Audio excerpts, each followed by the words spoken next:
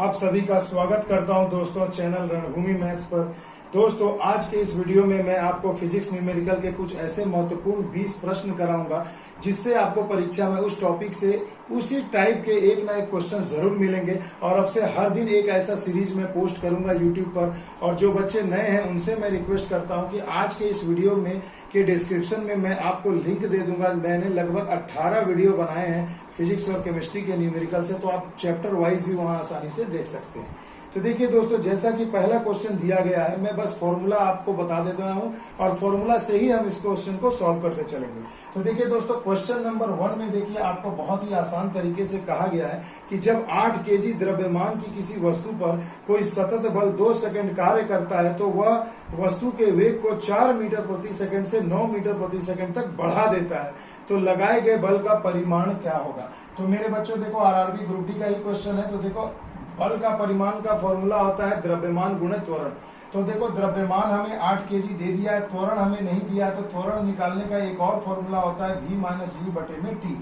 अब देखो ये क्या है, v होता है अंतिम वेग, u होता है प्रारंभिक वेग और t होता है कि अंतिम वेग से प्रारंभिक वेग जाने में कितना समय लगा। अब मेरे बच्चों देखो, यहाँ पर आप जो भी है वैल्यू सारी दे दी गई है। 8 केजी v का मान देखो, यानी 4 से 9 हो गया वेग, यानी अंतिम वेग 9, प्रारंभिक वेग 4 और ये 9 से 4 होने में कितना समय लगा, 2 सेकंड। तो इतना मीटर प्रति स्क्वायर सेकंड ये हो जाएगा इसका त्वरण। अब देखो सिंपल, यहाँ 8 गुणा देखो 2 चौके 8 कर देते हैं और 5 चौके 20, यानी आपका मान हो जाएगा 20 केजी मीटर प्रति स्क्वायर सेकंड ये बल। तो बल की इकाई एसआई में क्या होती है, न्यूटन होती है। तो यहाँ देखो बल का मान आ गया 20 न्यूटन, यानी option number 3 is the right answer. तो देखो भैया कितनी आसानी से सॉल्व हो गया। प्लेलिस्ट में जाओ, बेसिक वीडियो को देखो और अभी जो वीडियो पोस्ट करूंगा धाए धाए प्रैक्टिस करो हमारे साथ। एक भी न्यूमेरिकल छूटने नहीं दूंगा दोस्तों, बस वीडियो को शुरू से अंत तक देखना। अब देखिए दोस्तों, अगला जो क्वेश्चन है बहुत ही बेहतरीन क्वेश्चन है। कहा जा रहा है कि एक मोबाइल को किसी बालकनी से गिराया गया। क्या बात कर रहा है यार एग्जामिनर, मोबाइल गिराओगे? आज के डेट में जान निकल जाएगी, खुद कूद जाएंगे मगर मोबाइल गिरने नहीं देंगे भैया। तो देखो क्या कहा जा रहा है, एक मोबाइल को किसी बालकनी से गिराया जाता है। मान लो भैया ये किसी घर का एक बालकनी है, यहाँ पर आप खड़े हो, चैटिंग कर रहे हो, बात कर रहे हो, अचानक क्या हुआ, आपके हाथ से ये फोन जो है स्लिप कर गया। ठीक है, फोन गिर गया। कहाँ गिर गया? नीचे गिर गया, इस तरफ, और नीचे गिर गया और या गिराया गया। और इसे क्या कहा जा रहा है कि द्रव्यमान 0.5 केजी है, यानी आधे किलो का है भैया, सीधी सी बात है। तो मान लो द्रव्यमान तो फोन का दे दिया 0.5 केजी, और कहा जा रहा है कितनी ऊंचाई से गिराया जा रहा है मेरे बच्चों, 100 मीटर, यानी हाइट हो गया 100 मीटर। ठीक है, अब कहा जा रहा है गिराया जाता है यदि जी का मान 10 मीटर प्रति स्क्वायर सेकंड है तो मोबाइल फोन की स्थितिज ऊर्जा बताएं। तो जी यानी गुरुत्वाजनित त्वरण, यानी एक्सीलरेशन ड्यू टू ग्रेविटी, जो हमेशा पृथ्वी की ओर, केंद्र की ओर कार्य करती है, यानी धरती हमें इस त्वरण से अपनी ओर खींचती है। तो ये हो गया, आपको दे दिया 10 मीटर प्रति स्क्वायर सेकंड। तो कहा जा रहा है कि बताओ कितना स्थितिज ऊर्जा है। तो स्थितिज ऊर्जा यानी पोटेंशियल एनर्जी मैंने पढ़ाया है, बेसिक फॉर्मूला क्या होता है, m इंटू जी इंटू एच। तो m का मान आपको दिया 0.5, g का मान 10 और h का मान 100। जरा इसे देखो भैया, यहाँ अगर मैं बटा में 0 करूं, 10 करूं तो ये कट जाएगा, यानी कितना हो जाएगा 500। और इकाई क्या होती है कार्य की, तो जूल होती है भैया, ऐसा इकाई, यानी आंसर हो जाएगा 500 जूल, जो कि ऑप्शन नंबर 1 में दिया गया। तो देखो कितनी चुटकियों में सॉल्व हो रहे हैं भैया न्यूमेरिकल। कभी सोचा था कि एक आर्ट्स बैकग्राउंड का भी बच्चा रणभूमि मैथ्स पर फिजिक्स और केमिस्ट्री के न्यूमेरिकल इतनी आसानी से सीख के परीक्षा में बना सकता है? नहीं ना। तो आज इस वीडियो को देखो, आप भी सीख जाओगे। अब देखिए दोस्तों, अगला जो ये जो क्वेश्चन आप स्क्रीन पर देख पा रहे हैं, ये बस बेवकूफ बनाने के लिए आपको दिया गया है। अब ये क्या कह रहा है कि एक 70 केजी का आदमी 50 न्यूटन के बल से एक 50 केजी के आदमी को धक्का देता है या है, तो 50 केजी वाला आदमी ने दूसरे व्यक्ति को किस बल से धकेला है। तो देखो आरआरबी ग्रुप डी सीबीटी का ही क्वेश्चन है। अब इसमें हमें क्या करना है, ध्यान से देखो मेरे बच्चों। एक सिंपल सी चीज आप पहले ये बताओ कि मान लो ये एक आदमी है, ये थोड़ा बड़ा है, ये है 70 केजी का, और इसके साथ ये एक छोटे वाले आदमी को जिसका वजन है 50 केजी, इसे धक्का दे रहा है। ठीक है, तो जब ये इसे धक्का दे रहा है तो कहा जा रहा है 50 न्यूटन के बल से धक्का दे रहा है। तो ये इसे किस बल से धक्का देगा? तो याद करो न्यूटन का तीसरा नियम भैया, Newton third law of motion. उसने क्या कहा था भैया, न्यूटन ने अपने तीसरे नियम में, कि प्रत्येक क्रिया के बराबर और विपरीत प्रतिक्रिया होती है। To every action there is an equal and opposite reaction. यानी अगर ये बंदा एक्शन कर रहा है, इसे 50 न्यूटन के बल से एक्शन कर रहा है, यानी धक्का दे रहा है, तो उसका रिएक्शन क्या होगा, तो उसी के बराबर और विपरीत प्रतिक्रिया होती है, यानी रिएक्शन भी उसे 50 न्यूटन का ही मिलेगा। यानी इस हिसाब से आपका आंसर भी 50 न्यूटन ही होगा। आ गई बात समझ में। तो देखो ये एक कंसेप्टिव क्वेश्चन था, इसमें आपको जस्ट बेवकूफ बनाने वाला काम किया जा रहा था, मगर इतना तो बेवकूफ अपन है नहीं जो हम लोग बन जाएंगे। आ गई बात समझ में। आइए अगले क्वेश्चन की ओर। देखो भैया, एक आपको मैं ट्रिक बताता हूं कि फिजिक्स और केमिस्ट्री का कैसा भी न्यूमेरिकल हो ना, जो डेटा दिया जाता है पहले आप उसे लिख लिया करो, और डेटा लिख लोगे ना और क्या पूछा जा रहा है तो उसे जरा मिलाओ कि जो पूछा जा रहा है तो उसका फॉर्मूला क्या है। बस यही तो आपको करना है। चुटकियों में कैसा भी न्यूमेरिकल हो आप बना लोगे। देखो जैसे अगला क्वेश्चन है, ये भी सभी ग्रुप डी में आए हुए ही करा रहा हूं भैया, हवा में बात नहीं कर रहा हूं, अच्छे से समझना। 80 केजी वस्तु की को 40 मीटर की ऊंचाई तक लगभग 50 सेकंड में ले जाया जाता है, तो आवश्यक औसत शक्ति ज्ञात करें। मेरे बच्चों पहले देखो m यानी द्रव्यमान आपको दे दिया है भैया कितना, 80 केजी। उसे कितना ऊंचाई पर ले जाया जा रहा है, 40 मीटर की ऊंचाई पर ले जाया जा रहा है। कितने समय में ले जाया जा रहा है मेरे भैया, सेकंड कितना है, 50 सेकंड है। तो आवश्यक शक्ति, अब मेरे बच्चों ये बताओ शक्ति का मतलब क्या होता है, पावर। पावर का मतलब क्या होता है, कार्य करने की दर। कार्य करने की दर को ही शक्ति कहते हैं। तो कार्य बराबर क्या होता है मेरे बच्चों, mgh होता है हाइट पर जब ले जाओगे, और t का मान आपको पता ही है। तो t का मान दिया है भैया, चलो मैं अभी फॉर्मूला लिख रहा हूं तो t ही लिख देता हूं, यानी mgh बटा में t। अब देखो क्या दिया है, m दिया है, g दिया है, h दिया है, सभी तुमको दिया। g यानी कि गुरुत्वाजनित त्वरण, तो 10 भी मान सकते हैं, क्योंकि देखो वहां क्वेश्चन में आपको दे दिया गया कि स्मॉल g का मान आपको दिया गया है 10 मीटर पर स्क्वायर सेकंड। तो जब ये मान आपको दिया तो वही ना बिठाओगे। आइए पुट करते हैं। तो m का मान 80 केजी, g का मान 10, h का मान 40 और इतना बटे 50 हो जाएगा। तो 0 0 कट गए, 5 अटे 40, 8 अटे 64, 640। अब शक्ति क्या होती है, तो देखो कार्य की इकाई क्या होती है, जूल होती है, अभी पिछले वाले क्वेश्चन में बताया। और नीचे क्या है, समय है, समय की इकाई सेकंड होती है। तो देखो क्या आ जाएगा, पावर 840 जूल प्रति सेकंड, यानी ऑप्शन नंबर 4 इसका सही जवाब हो जाएगा। तो देखो चुटकियों में सॉल्व हो रहे हैं, हवा में उड़ा रहा हूं क्वेश्चन को, आप भी ऐसे उड़ाओगे भैया, बस वीडियो को शुरू से अंत तक देखो। अगला क्वेश्चन देखिए दोस्तों, ये बेहतरीन क्वेश्चन है। देखो क्या कहा जा रहा है कि 4 किलो द्रव्यमान का एक वस्तु है और 3.6 मीटर प्रति स्क्वायर सेकंड का त्वरण दे रहा है, तो उस पर कितना बल लगाया गया है। तो भैया मेरे बल का फॉर्मूला बताओ, m गुणा a होता है ना। m का मान आपको दे दिया गया बच्चों कितना, 4 केजी, और त्वरण कितना हो रहा है 3.6 मीटर प्रति स्क्वायर सेकंड का। तो भैया 4 से 36 को गुणा करो, 144, एक अंक के बाद दशमलव लगा दो। केजी मीटर प्रति स्क्वायर सेकंड क्या होता है, न्यूटन होता है भैया। तो बल कितना मिल गया, 14.4 न्यूटन, यानी ऑप्शन नंबर 1 इसका सही जवाब हो गया। आ गई बात समझ में। तो ऐसे चुटकियों में बनने वाले भी क्वेश्चन मिलेंगे बच्चा, इससे घबराना मत। अगला क्वेश्चन देखो दोस्तों, बहुत ही बेहतरीन है। एक बस एक निश्चित दूरी के आधे भाग को v1 गति से और दूसरे आधे भाग को v2 गति से जा रहा है, तो बताइए कि कुल यात्रा में औसत चाल क्या होगा। याद रखना मेरे बच्चों, एवरेज वेलोसिटी औसत चाल का फॉर्मूला होता है 2 इंटू v1 इंटू v2 पूरे का बटा v1 प्लस v2। एकदम ट्रिक याद कर लो, मैथ में भी बनाए होगे, इतनी गति से गया उतनी गति से आया, कुछ भी नहीं करना, 2xy बटे x प्लस वाई। तो वही गेम आपसे खेला गया है, यहाँ पर आपको गणित पूछ दिया। आ गई बात समझ में। तो चुटकियों में सॉल्व कर लेना ऐसे प्रश्नों को। अगला क्वेश्चन देखिए दोस्तों, कहा गया एक कार स्थिर अवस्था से प्रारंभ करके 6 मीटर प्रति स्क्वायर सेकंड के नियमित त्वरण से चलती है, तो दूसरे सेकंड में चली गई दूरी बताएं। तो भैया मेरे चली गई दूरी s बराबर ut plus half at square, ये याद रखना।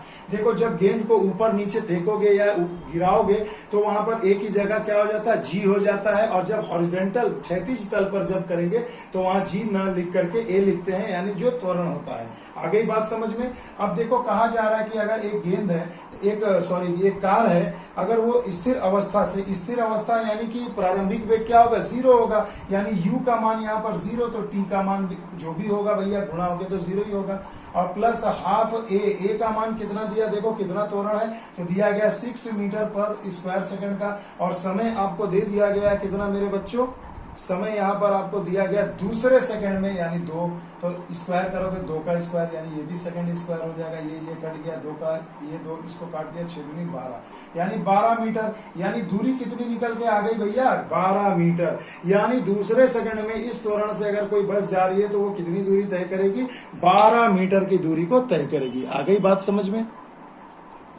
अगला सवाल भी देखिए दोस्तों, वही समय और दूरी का ही फॉर्मूला से दिया गया है, यानी वेग तथा त्वरण का ही फॉर्मूला लगाना है। एक गाड़ी स्थिर से 2 मीटर प्रति स्क्वायर सेकंड के त्वरण से, यानी ए का मान आपको दे दिया गया 2 मीटर प्रति स्क्वायर सेकंड के त्वरण से, कहा जा रहा है 4 सेकंड के बाद उसकी गति क्या होगी, यानी समय बराबर 4 सेकंड है, और कहा जा रहा है स्थिर से, ध्यान रखना मेरे बच्चों, स्थिर से यानी रेस्ट पोजीशन से, तो u का मान हमेशा 0 होता है, तो कहा जा रहा है कि उसका चाल कितना होगा, देखो ये फॉर्मूला। अब बच्चों मेरा याद करो जो मैंने बेसिक वीडियो में आपको बताया था कि समय तथा दूरी और वेग के बेसिक चैप्टर पार्ट 1 पार्ट 2 में क्या बताया था, फॉर्मूला v बराबर u प्लस at। अब देखो v आपको निकालना है, u आपको 0 है, जब भी स्थिर अवस्था बोले या प्रारंभिक अवस्था बोले तो u हमेशा 0, क्योंकि दुनिया में कोई भी चीज जब तक बल न लगे वो गति नहीं करती। समझ में आया, तो यानी प्रारंभिक वेग ऑलवेज 0 होगा। a का मान कितना हो गया मेरे बच्चों 2, और t का मान दिया है 4, यानी गुणा कर दो तो v बराबर कितना हो गया, 4 दूनी 8 मीटर प्रति सेकंड। तो यही आपका आंसर हो जाएगा भैया, चुटकियों में सॉल्व हो रहे हैं, हवा में उड़ा रहा हूं दोस्तों क्वेश्चन को, बस देखो तो ऑप्शन नंबर 2 इसका सही जवाब हो जाएगा, 8 मीटर प्रति सेकंड। आइए चलते हैं अगले क्वेश्चन की ओर। अगला सवाल देखो दोस्तों, बेहतरीन सवाल है, और ऐसे ही क्वेश्चन को देखकर बच्चे परीक्षा में थोड़ा गलती कर जाते हैं। देखिए ये डबल बनाने वाला क्वेश्चन है, ये बहुत ही इंपॉर्टेंट है, क्वेश्चन पर क्वेश्चन है, इसे समझो। देखो क्या कहा गया है कि कोई बल 2 किलोग्राम की एक वस्तु को 0.5 मीटर प्रति स्क्वायर सेकंड का त्वरण प्रदान करता है। कोई बल है जिसकी वैल्यू मुझे पता नहीं है, ये क्या करता है भैया, 2 किलोग्राम द्रव्यमान की किसी वस्तु पर कितना त्वरण पैदा कर रहा है, 0.5 मीटर पर स्क्वायर सेकंड का।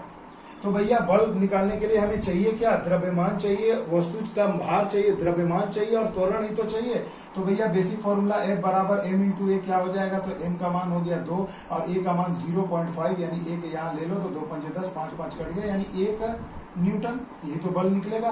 तो देखो भैया बल हमने प्राप्त कर लिया कि भैया वो बल कितना था, 1 न्यूटन का था। अब कहा जा रहा है भैया दूसरे लाइन में कि यही बल अगर मैं 10 केजी के वस्तु पर लगाऊं तो उसे कितना त्वरित करेगी, कितना त्वरण देगा। तो फिर से बल का formula F equal to m into A. अब यहाँ पर देखो F आपको पता चल गया, बल कितना 1 न्यूटन, और द्रव्यमान है 10 केजी, तो त्वरण कितना होगा 1/10। 1/10 क्या होता है भैया 0.1, और त्वरण है तो भैया क्या होगा मीटर प्रति स्क्वायर सेकंड होगा, यानी ए का मान आपको यहाँ पर मिल गया कितना 0.1 स्क्वायर 1 मीटर प्रति सेकंड स्क्वायर या स्क्वायर सेकंड।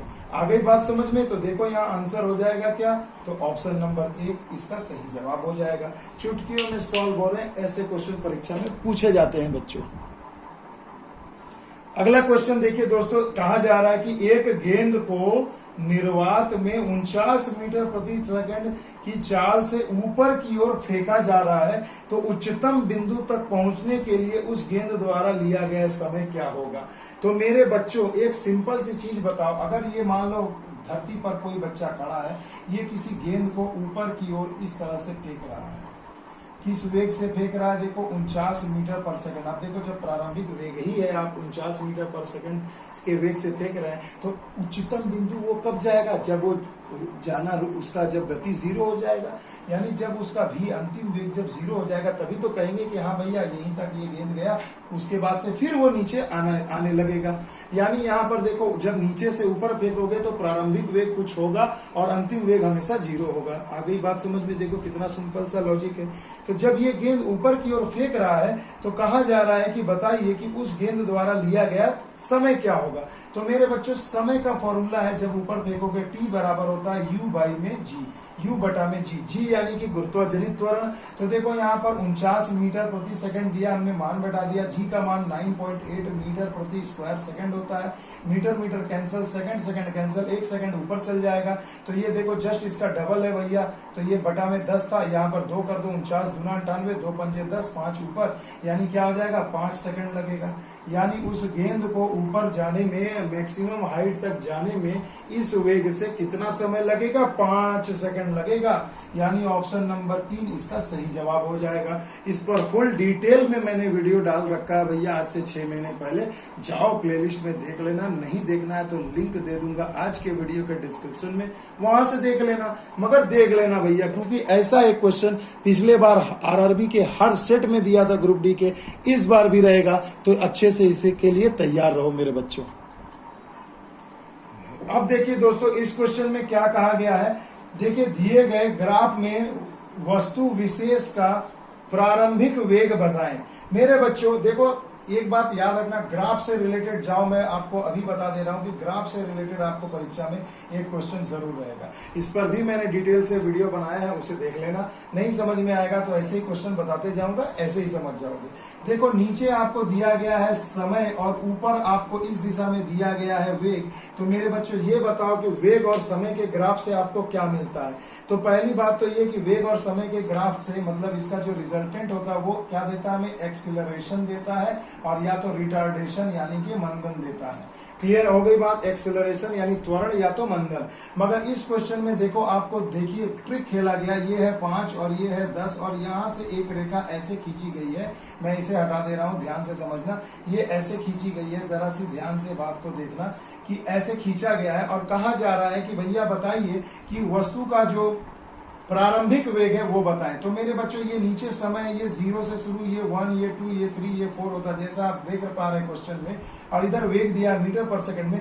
तो जब प्रारंभिक वेग मतलब क्या, जब वस्तु 0 सेकंड, कोई समय नहीं लिया है, तो स्टार्टिंग में ही उसका वेग, यानी ये इस रेखा पर जो होगा, तो इस रेखा पर देखो ये जो त्वरण जो दिखा रहा है वेग, ये कितना दिखा रहा है, 10 दिखा रहा है। यानी कि वस्तु का प्रारंभिक वेग क्या होगा, शुरू में ही ये 0 वाली रेखा पर 10 था, यानी 10 मीटर पर सेकंड होगा।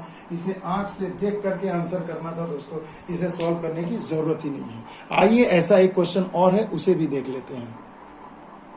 अब देखिए दोस्तों, इस क्वेश्चन को जरा ध्यान से देखना। देखो ये भी वही है, वेग और समय का ग्राफ दिया है। लो भैया एक बार ग्राफ बता देता हूं फिर से। ये हो गया समय टाइम, और ये वाला चीज हो गया वेग। आपको देखिए यहाँ दिया है ये 50 से ये 10 सेकंड पर, यहाँ पर ये 10 है और ये 50 है, ऐसे करके आपको एक ग्राफ में दिखाया गया है। कहा गया है कि मंदन ज्ञात करें। मंदन का मतलब होता है रिटार्डेशन, रिटार्डेशन का मतलब होता है निगेटिव एक्सेलरेशन। निगेटिव एक्सेलरेशन का मतलब क्या होता है भैया, सीधी सी बात है, v माइनस यू बटे में टी होता है ना।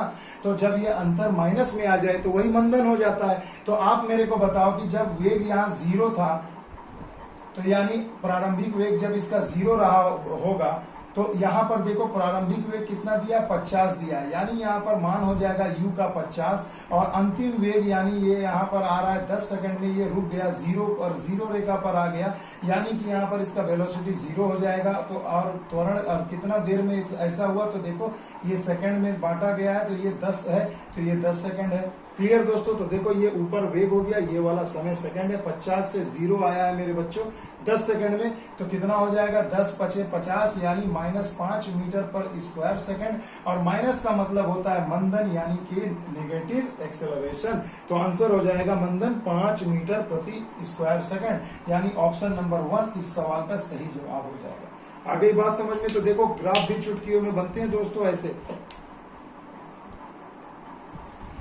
अब देखिए दोस्तों, अगला जो क्वेश्चन है बेहतरीन है। देखिए कहा जा रहा है वेग को यदि 2 गुना कर दिया जाए तो संवेग का मान क्या होगा। तो मेरे बच्चों पहले ये बोलो, संवेग बराबर आपको क्या पता है, संवेग बराबर होता है द्रव्यमान गुणा वेग। अब कहा जा रहा है कि इसके वेग को डबल कर दो, तो भैया v को मैं क्या लिखूंगा, 2v लिखूंगा। तो m और v को मैंने अलग कर लिया ब्रैकेट में, तो बचा क्या 2। तो अब बताओ नया जो संवेग होगा, जो नया संवेग आया वो पहले वाले संवेग का कितना गुना है भैया, 2 गुना। तो आंसर हो जाएगा 2 गुना, यानी ऑप्शन नंबर 1। आगे बात समझ में, चुटकियों में हो गया ना सॉल्व। अब देखो दोस्तों, अगला जो क्वेश्चन है बहुत ही इंपॉर्टेंट है, बंदूक तथा गोली, गन एंड बुलेट से रिलेटेड है। ये एक आपको ऐसा क्वेश्चन परीक्षा में देखने को जरूर मिलेगा। देखिए कहा गया कि 0.2 kg वजन की एक गोली। तो यहाँ मैं देखो भैया, गोली और बंदूक बनाने के पहले एक चीज समझो, कैपिटल में जो भी लिखा वो बंदूक का मान, द्रव्यमान और वेग है, और स्मॉल में जो लिखूंगा वो गोली का होगा। दोनों हमेशा बराबर होते हैं, मगर नेगेटिव एक हम लगा देते हैं, क्योंकि जब बंदूक इस दिशा में जा रही है, गोली इस दिशा में जा रही है, तो बंदूक हमेशा नेगेटिव डायरेक्शन में रिकॉयल करती है, पीछे की ओर झटका लगाती है। बस यही कंसेप्ट आपको समझना, और इस पर फुल डिटेल में मैंने वीडियो बना रखा, उसे भी प्लेलिस्ट में जाकर देख लेना। तो देखो यहाँ क्या क्या कहा गया है, 0.02 kg वजन की एक गोली। तो गोली वाले में मैं लिख दूंगा 0.02 kg वाली एक गोली 80 मीटर पर सेकंड के वेग से जा रही है। तो कहा जा रहा है कि यदि बंदूक का वजन है 100 किलो, तो उसका रिकॉयल वेलोसिटी ज्ञात करें।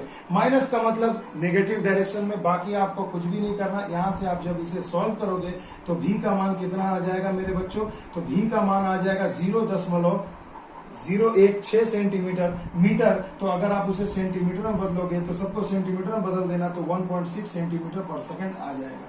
यही इस क्वेश्चन का आंसर हो जाएगा। देखो ये मीटर है तो इसे सेंटीमीटर में बदल दो, तो ऐसे ही तो आपको आंसर मिल जाएगा मेरे बच्चों। समझ में आ गया, 100 से मल्टीप्लाई कर देना। तो इतना कैलकुलेशन नहीं कर रहा हूं, बस आप इसे अच्छे से समझ लीजिए। अगला क्वेश्चन बहुत ही इंपॉर्टेंट है दोस्तों। देखिए परीक्षा में अक्सर पूछा जाता है कि m द्रव्यमान वाले दो पिंड है। देखो m द्रव्यमान का दो पिंड है, दो वस्तु है, पिंड मतलब वस्तु इस तरीके से है, ठीक है। ये वस्तु 1 है, ये वस्तु 2 है। अब कहा जा रहा है कि यदि इनका वेग क्रमशः v है और इसका वेग 4v है, तो इनके संवेग का अनुपात बताएं। तो देखो भैया, हमने जो इस तरीके से लिखा ना, ये संवेग ही है। संवेग का मतलब क्या होता है मेरे बच्चों, मात्रा गुणे वेग। तो इनका अनुपात जस्ट आपको निकाल देना, तो mv कट गया, तो क्या बचा 1:4। यानी आंसर क्या हो जाएगा मेरे बच्चों, 1:4। देखो ऐसे चुटकियों में सॉल्व होने वाले भी प्रश्न परीक्षा में पूछे जाते हैं। अगला क्वेश्चन देखिए स्क्रीन पर है दोस्तों, 20 न्यूटन का बल 4 केजी के पिंड पर कार्य करता है, तो उसमें उत्पन्न त्वरण। तो भैया अभी तो मैंने बताया F बराबर क्या होता है, m इंटू ए। तो कहा जा रहा है 20 न्यूटन, देखो बल दे दिया 20 न्यूटन, और कितने वस्तु पर लग रहा है, 4 केजी की वस्तु पर। तो उत्पन्न त्वरण क्या हो जाएगा, 4 पंजे 20, यानी कि 5 मीटर प्रति स्क्वायर सेकंड का त्वरण उत्पन्न हो जाएगा। आ गई बात समझ में, यानी ऑप्शन नंबर 2 इसका सही जवाब हो जाएगा।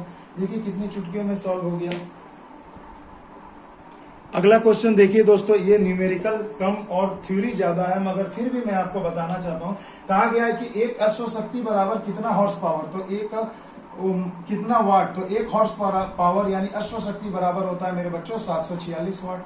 मगर परीक्षा में क्या पूछा जाता है आजकल की, 1 हॉर्स पावर बराबर कितना किलोवाट। तो किलोवाट करने के लिए मेरे बच्चों क्या करोगे, इसको 1000 से भाग दे दोगे, तो 746 बटे में 1000 कर देना, यानी 0.746 किलोवाट हो जाएगा। बस यही तो है, यूनिट चेंज करना तो आपको आता ही होगा, गणित के विद्यार्थी भी हो तो बस ऐसा भी एक आध क्वेश्चन परीक्षा में जरूर पूछा जाता है दोस्तों।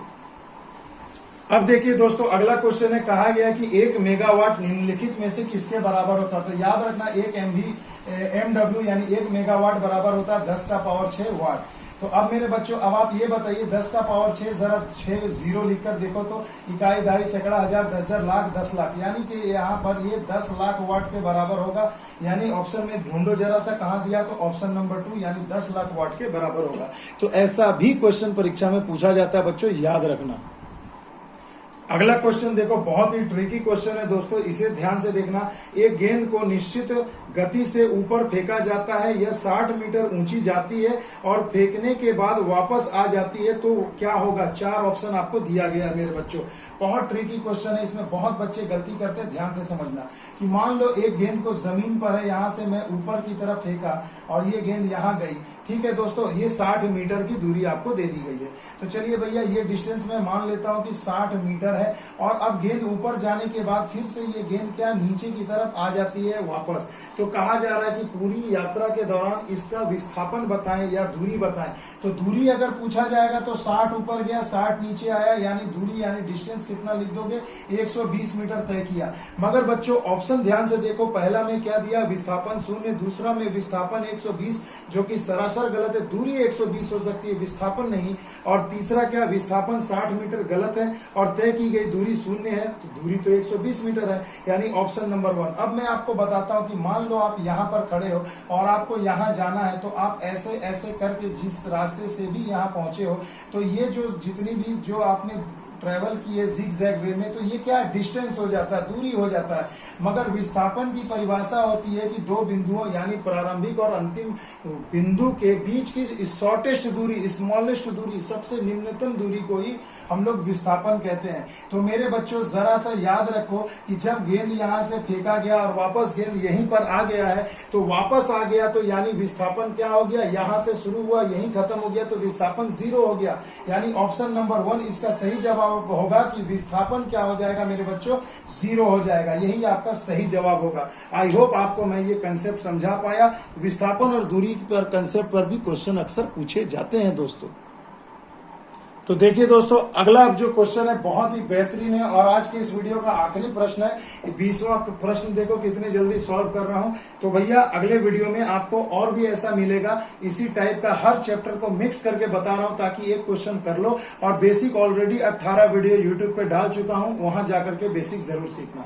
तो देखिए दोस्तों, कहा गया है कि एक खड़ी पहाड़ी से के ऊपर से एक लड़का एक पत्थर नीचे गिराता है जो कि 8 सेकंड में भूतल पर आ जाता है, तो पहाड़ी की ऊंचाई बताएं। मान लो भैया ये एक पहाड़ी है, यहां से अगर मैं किसी वस्तु को नीचे की तरफ इस प्रकार से अगर गिराता हूं, तो ये जब धरती पर ये जब आ जाएगी तो इसे आने में कुल लग रहा है t बराबर 8 सेकंड। तो कहा जा रहा है कि भैया ये जो हाइट है वो कितनी होगी, पहाड़ी की ऊंचाई।